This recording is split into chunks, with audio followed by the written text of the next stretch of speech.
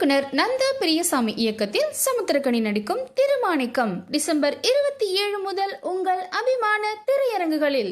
உங்க அல்சைமர்ஸ் அது ரொம்ப மோசமாயிட்டு வருது. Maximum 1 year. அதுக்குள்ள உங்க எல்லா மெமரிஸும் அழிஞ்சிடும்.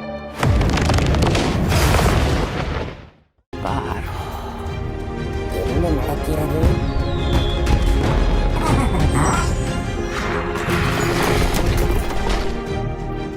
Smiletrips.com இந்தியாவுடைய நம்பர் 1 டூர் ஆப்ரேட்டர். 10,000 ரூபாயிலிருந்து வந்து பார்த்தீங்கன்னா டூர் பேக்கேஜஸ் வந்து தராங்க. அது லோக்கல் இன்டர்நேஷனல் எல்லா டூருமே சேஃப் அண்ட் செக்யூராக போக முடியும். அது மட்டும் இல்லாமல் 25 லட்சம் ரூபாய்க்கு ஒரு மாஸ்டர் ஃப்ரான்ச்சைஸ் அப்படின்னு தராங்க. நீங்கள் தொழில் தொடங்கணும் அப்படின்னு நினச்சிங்க அப்படின்னா இந்தியா இல்லை வந்து அப்ராட் எங்கேனாலும் சரி தொடங்கணும்னு நினச்சிங்கன்னா இந்த ஃப்ரான்ச்சைஸ்குள்ளே போனீங்க அப்படின்னா அந்த கடை செட்டப்பு, அதில் கடை எம்ப்ளாயீஸு, கஸ்டமர் சப்போர்ட்டு, ஃபாலோஅப்ஸு, இப்படி எல்லாத்தையுமே வந்து A to Z பண்ணி தரதுக்கு வந்து அவங்க ரெடியாக இருக்கிறாங்க. அதுவும் போக இந்த கொடுக்குற பணத்துக்கு வந்து மணி பேக் கேரண்டியும் வந்து அவங்க தர்றதுக்கும் ரெடியாக இருக்காங்க. ஸோ டூர் ஆகட்டும், நீங்கள் வந்து பார்த்தீங்கன்னா இல்லை ஒரு புது பிஸ்னஸ் ஆரம்பித்து மேலே போகணும் அப்படின்னு நினச்சிங்களாகட்டும், தாராளமாக Smiletrips.com இந்த நம்பரை வந்து கூப்பிடுங்க. இன்றைக்கே உங்கள் வாழ்க்கையை அடுத்த லெவல் கொண்டு போங்க. விடுதலை என்ன அப்படின்னு நமக்கு தெரியும். விடுதலை அப்படிங்கிறதே வந்து பார்த்திங்கன்னா வெற்றிமாறன், அவ்வளோதான். பிராண்ட் வெற்றிமாறன், அவ்வளோதான். என்ன தொட்டாலும் சரி அதில் வந்து பார்த்திங்கன்னா தோல்வியே கிடையாது அப்படிங்கிற ஒரு டேரக்டர் ரைட். அப்படி ஆனால் விடுதலை வந்து ரொம்ப டஃப்பானது. விடுதலை ஒன்றே வந்து டஃப்பானது. அதில் பேசுகிற விஷயமெல்லாம் வந்து பார்த்திங்கன்னா ஆன்டி எஸ்டாப்ளிஷ்மெண்ட் அப்படிங்கிறது, இந்த சிஸ்டம் அப்படிங்கிறது என்ன பண்ணும். நம்ம எல்லாருமே என்ன நினச்சிட்டு போனால் நம்ம சிஸ்டத்துக்கு வெளியில் நம்ம ஜாலியாக இருக்கிறோம் அப்படின்னு நினைப்போம். ஆனால் ஒரு சிஸ்டம் நம்மளை தினந்தோறும் நம்மளோட வாழ்க்கையோட கடைசி மூச்சு வரைக்கும் நம்மளை கண்ட்ரோல் பண்ணிகிட்டே இருக்குது அப்படிங்கிறத நீங்கள் காட்டுக்குள்ளே போனாலும் அந்த சிஸ்டத்துக்கிட்ட தப்பிக்க முடியாது. ஏதோ மிருகமாக மாறினா வேணால், அதுவும் மறைஞ்சு வாழ்ந்தீங்கன்னா வேணால், புலிக்கே வந்து சிஸ்டம் இருக்குது. அதுக்கே வந்து பேட்ச் போட்டு கணக்கு வச்சு தான் வச்சுருக்காங்க. நீங்கள் ஒரு புளியாக மாறினா கூட வந்து பார்த்திங்கன்னா நீ கணக்கெடுப்பு நடக்குது. அப்படிங்கிறப்போ நீங்கள் சிஸ்டத்துக்கு வெளியில் போகிறது அப்படிங்கிறது அவ்வளோ கஷ்டமான ஒரு விஷயம். அந்த எஸ்டாப்ளிஷ்மெண்ட் வந்து எப்படி பறந்து விரிஞ்சு கிடக்குது, எப்படி மனிதர்களை வந்து போட்டு வதைக்குது, அதோட ஆரம்பம் என்ன அப்படிங்கிறத டிஸ்கஸ் பண்ணியிருக்காரு. அதோட ஆரம்பம் அப்படிங்கிறது வந்து பார்த்திங்கன்னா அந்த ஜமீன்தாரி முறை. அந்த ஜமீன்தாரி முறை தான் இந்த எஸ்டாப்ளிஷ்மெண்ட்டோடைய ஆரம்பம். அந்த ஜமீன்தார்கள் அப்படின்னு நீங்கள் பெருமையாக வந்து பார்த்திங்கன்னா ஊர் சைடில் வந்து நாங்கள் வந்து ஜமீன் பரம்பரைங்க, நாங்கள் வந்து 5000 ஏக்கர் வச்சுருந்தோங்க. டேய், அதை எப்படா வச்சுருந்தீங்க? யாரோட உழைப்பிடாது, எவன் ரத்தாண்டாது அப்படின்னு கேட்டிங்கன்னா அதுக்கு பின்னாடி இருக்கிற அந்த கொடூர ஒடுக்குமுறை. நீங்கள் பிரிட்டிஷ்காரன்லாம் என்ன பண்ணா, அவனை மட்டும் இவனுங்க பயங்கரமாக ஒடுக்கி மக்களை ரத்த சீந்த வச்சு அந்த பெண்களை மானபங்கப்படுத்தி இப்படி தான் வந்து அந்த சிஸ்டத்தை வந்து கட்டமைச்சிருக்கிறானுங்க. அப்போ அதையெல்லாம் வந்து ஃபஸ்ட்டு அங்கேருந்து ஆரம்பிக்கிறார் வெற்றிமாறன். அங்கேருந்து ஆரம்பித்து அங்கே கென் கருணாஸ் ஒரு ரோல் பண்ணியிருக்காரு. செம்ம ஃபைட்டு, பியூட்டிஃபுல்லாக ஒரு ஷார்ட் ரோல் தான். ஆனால் வந்து பார்த்திங்கன்னா அவ்வளோ செமையாக கென் வந்து பார்த்திங்கன்னா அந்த ரோலை பர்ஃபார்ம் பண்ணி வெளில வர்றாரு. ஆக்ஷன் சீக்வன்ஸ் எல்லாம் அவ்வளோ பர்ஃபெக்டாக பண்ணியிருக்காரு. அந்த ஜமீன்தாரி முறையை மூஞ்சியில் காரி துப்பியிருக்காரு வெற்றிமாறன். எவனாவது வந்து பார்த்திங்கன்னா நான் பெரிய ஜமீன் இல்லை அப்படின்னு இந்த பார்த்தேன். இப்போ கூட வந்து ஒரு கேரக்டர் பார்த்தேன், இது இங்கேருந்து 6000 ஏக்கர் நம்மளுது தான், அங்கேருந்து 10,000 ஏக்கர் நம்மளுது தான், நம்மளால தான் வந்து தமிழ்நாடே வாழுது. ஏய், அதெல்லாம் இல்லை, அவன் உழைப்புனால வாழுதுடா, உங்களால எவனும் வாழலை. அவன் உழைக்கிறான், சாப்பிட்றான், அவன் வாழ்கிறான். நீங்களாம் யாரையும் வாழ வைக்கல என்ன. அதெல்லாம் அவன் இடம்தான். அதை பிடுங்கிட்டு அப்புறம் அவனுக்கே தந்துட்டு பெரிய வள்ளலாயிடுறது என்ன. கல்வி வள்ளல், கொடை வள்ளல், எல்லாம் வள்ளலாயிடுறது. ஸோ அந்த விஷயத்தை வந்து செமையாக வெற்றிமாறன் வந்து எடுத்து வச்சுருக்காரு. அப்புறம் இன்னைக்கு அந்த சமகாலம், அந்த புரட்சி எப்படி ஆரம்பிக்குது அப்படிங்கிற விஷயம். யாருமே வந்து பார்த்திங்கன்னா இப்போது ஒரு போராளிங்கிறவன் வந்து தேவையில்லாத ஆயுதம் தூக்குறதே கிடையாது. வேறு வழி இல்லாமல் அந்த அவன் புரியும் மொழி வந்து பார்த்திங்கன்னா வெறும் கான்வர்சேஷனாகவே இருந்துச்சுன்னா பிரச்சனையே கிடையாது. அதான் காமிக்கிறாங்க. வேறு ஒரு பாயிண்டில் திருப்பி அடித்தாதான் அவனுக்கான நியாயம் கிடைக்கும். அப்படிங்கிறப்ப தான் அவன் ஆயுதம் தூக்க வேண்டிய நிலைமை ஏற்படுது. ஆனால் அந்த விஜய் சேதுபதியோட கேரக்டர் வந்து அவ்வளோ நேர்மை. என்னென்னா அது கடைசி வரைக்கும் வந்து பார்த்திங்கன்னா அந்த ஆயுத போராட்டம் அப்படிங்கிறதுக்கு அது 100% இன்க்ளைண்ட் கிடையாது அந்த கேரக்டர். அது அப்பப்போ யோசிச்சுக்கிட்டே இருக்கும், ஏன் இதை பண்ணுறோம் அப்படின்னு வந்து யோசிச்சுக்கிட்டே தான் அந்த கேரக்டர் வந்து இருக்கும். அது அவ்வளோ நேர்மையாக வெற்றிமாறன் சொல்லியிருக்கு. அந்த நேர்மை தான் இந்த படத்துக்கான வெற்றி அப்படின்னு நினைக்கிறேன். ஏன்னா இதில் வந்து பார்த்திங்கன்னா ஒரு தேவையில்லாத புரட்சி, ஓவர் புரட்சியோ ஓவர் கருத்தோ இல்லை ஓவராக ஏதாவது பண்ணியிருந்தாங்கன்னா அது படம் பிடிச்சிருக்காது. பட் அந்த நேர்மை, குறைந்தபட்ச நேர்மை இருக்கிறங்காட்டிக்கு வந்து பார்த்திங்கன்னா நீங்கள் இந்த படத்தை பார்க்குறவங்க வந்து இந்த சித்தாந்தத்துக்கு எதிர் சித்தாந்தம் இருந்தால் கூட அதில் இருக்கிற நியாயத்தை வந்து புரிஞ்சுக்குவாங்க. அங்கே தான் வெற்றிமாறன் வந்து ஜெயிக்கிறார் அப்படின்னு நான் நினைக்கிறேன். அதே மாதிரி ஒரு காலத்தில் இன்றைக்கி வந்து தோழர்கள் அப்படின்னு சொல்கிறதே வந்து பார்த்திங்கன்னா ஒரு 120 பேர் தான் அதுக்கான அந்த தோழர் அப்படிங்கிற வார்த்தைக்கு வாழ்கிறாங்க. மற்ற 80 கமர்ஷியல் ஆகிடுச்சு. பட் ஒரு காலத்தில் நமக்கான உரிமைகள் எல்லாமே, பேசிக் உரிமைகள் எல்லாமே வந்து பார்த்திங்கன்னா அந்த சிவப்பு துண்டு போட்ட அந்த சுத்தி அறிவால் குரூப்பு தான் வந்து நமக்கு வாங்கி தந்துச்சு. அது அவங்க சொல்லிக்கூட மாட்டாங்க. அதான் உண்மை. அவங்க பாட்டை மூட்டை இன்றைக்கி நல்ல கண்ணு என் மாதிரிலாம் இருக்காங்கல்ல, அவங்க எல்லாம் தான் நமக்கு போராடி வாங்கி தந்தாங்க சின்ன சின்ன விஷயங்கள். ஏன்னா இதெல்லாம் வந்து வெறும் டெல்லியில் பேசிக்கிட்டு இன்றைக்கி நீ சில எம்பி எல்லாம் பார்த்துருப்பீங்க, டெல்லியில் வந்து சலாத்தனமா ஹா அப்படிங்குவானுங்க. அவன் தொகுதியில் என்ன பண்ணுறான்னு பார்த்தா ஒன்றும் பண்ண மாட்டானு, குத்தவச்சுக்கு வந்திருப்பானுங்க. இவங்க அப்படி கிடையாது. அந்த காலத்தில் அந்தந்த தொகுதியில் அந்தந்த குக்கிராமங்களில் உள்ள வந்து அந்த மக்களுக்கு நன்மை செஞ்சாங்க. அதை மாற்றுறாங்க. அங்கிருந்து தான் வந்து அந்த மாற்றமே வந்தது. தமிழ்நாடு மாறி நிற்கிறதுக்கு அவங்களாம் ஒரு முக்கிய காரணம், கேரளா மாறி நிற்கிறதுக்கு முக்கியமான காரணம்.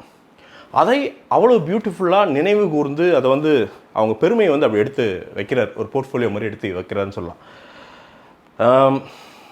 டெக்னிக்கலாக படம் வந்து பார்த்திங்கன்னா டெக்னிக்கலாக அவ்வளோ ப்ரில்லியண்ட்டான படம். நீங்கள் வந்து ஃபைட் சீக்வன்சஸ் ஆகட்டும், ஃபைட் சீக்வன்ஸெல்லாம் வந்து பார்த்திங்கன்னா எடுத்தோம் சுட்டோம் டமால் டிமில் அதெல்லாம் கிடையாது. அதில் ஒரு கோரியோகிராஃப் பண்ணி அதில் ஒரு ரிதம் பிடிச்சி ஒரு மலையெல்லாம் வந்து ஒரு சண்டை நடக்கும், அது அவ்வளோ கரெக்டாக பண்ணியிருக்காங்க. அவ்வளோ வந்து பார்த்திங்கன்னா எப்படி சொல்கிறது, அதான் சொல்கிறேன்னா எல்லா கிராஃப்ட்டும் தன்னுடைய நிலையை அறிஞ்சு நாம் இது எவ்வளோ இம்பார்ட்டண்ட்டான மூவி அப்படின்னு அறிஞ்சு வேலை செஞ்சுருக்கிறாங்க. அதுதான் இந்த விடுதலை 2 உடைய பியூட்டி அப்படின்னு வந்து நான் நினைக்கிறேன். கிராஃப்டை பற்றி சொல்லும்போது லெவலை பற்றி சொல்லாமே இருக்க முடியாது. நீங்கள் வந்து பார்த்திங்கன்னா ஃபிலிம் மேக்கிங்கான கோர்ஸுங்க, ப்ராப்பர் கோர்ஸ், ஒரு 3 மணி நேரம் கோர்ஸ். கார்த்திக் சுப்பராஜ் சார்லாம் லெசன் எடுக்கிறாரு, ஒரு 25 லெசன்ஸ் வந்து பார்த்திங்கன்னா எடுக்கிறாரு. சர்டிஃபிகேட் வந்து உங்களுக்கு தராங்க, கைடு புக்கும் உள்ள வச்சுருக்கிறாங்க. க்ளீனாக ஃபிலிம் மேக்கிங் பற்றி A to Z எல்லாமே தெரிஞ்சுக்கணும் அப்படின்னு நினச்சிங்கன்னா இந்த கோர்ஸ் நீங்கள் படிச்சிங்கனாலே போதும், உங்களுக்கு வந்து கம்ப்ளீட்டாக படித்து வெளில போயிடுவீங்க.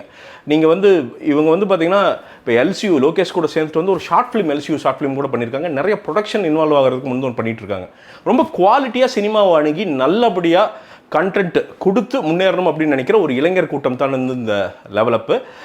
பிரசாந்த் 50 அப்படின்னு கோட் யூஸ் பண்ணிங்கன்னா 50% ஆஃபர் வந்து அந்த கோடுக்கு வந்து தராங்க. தயவு செய்து வந்து பார்த்தீங்கன்னா சினிமா லேர்ன் பண்ணணும் அப்படின்னு நினச்சிங்கன்னா இவங்களை வந்து சப்ஸ்கிரைப் பண்ணுங்கள், உண்மையாலுமே பிரயோஜனமாக இருக்கும். சரி, இவனை இப்போ கிராஃப்ட் பற்றி பேசிக்கிட்டே இருந்தோம். இதில் இருக்கிற கேரக்டர்ஸ் கிஷோர் சார் ஆகட்டும், அதே மாதிரி விஜய் சேதுபதி ஆகட்டும், மஞ்சு வாரியர் ஆகட்டும், கென் கருணாஸ் ஆகட்டும், இப்படி எவ்வளோ பேர், இந்த இன்ஸ்பெக்டர் அவங்களாகட்டும், தமிழ் சார் ஆகட்டும், அவர் இன்னொரு இன்ஸ்பெக்டரு, அந்த கான்ஸ்டபிளில் வந்து பார்த்திங்கன்னா சூரியன்னா இன்னொருத்தர், அவங்க 2 பேரும் எல்லாருமே இது எப்படின்னா இவங்க ஸ்கோர் பண்ணுறது அவங்க ஸ்கோர் பண்ணுறதால இல்லை, இது படமாக நகருது, இதுக்குள்ளே அவங்க வந்துட்டு போகிறாங்க, அவ்வளோதான். நீங்கள் ராஜீவ் மேனனுடைய கேரக்டர், ராஜீவ் மேனன் வந்து எவ்வளோ அட்டகாசமான கேரக்டர் நினைக்கிறீங்க. ஒரு எஸ்டாப்ளிஷ்மெண்ட் அப்படிங்கிறது இங்கே வந்து பார்த்தீங்கன்னா உயிரை கொடுத்து சண்டை போட்டுருப்பான், அங்கே ஜாலியாக ஒரு ரூம்குள்ளே கொண்டு டீ குடிச்சிட்டு அதான் பண்ணுவானுங்க.